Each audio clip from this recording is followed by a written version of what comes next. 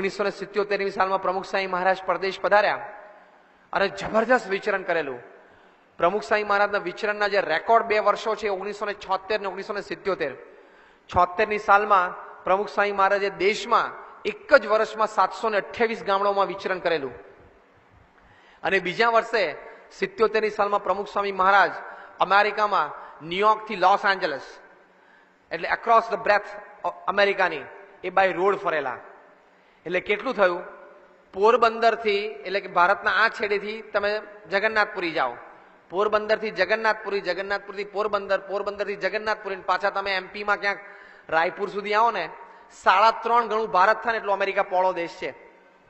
અને by road ફરેલા સ્વામી, કારણ કે સંસ્થા કે હરિભક્ત એ વખતે એવા સદ્ધર નતા કે સ્વામી પ્લેનમાં ફેરવી શકે.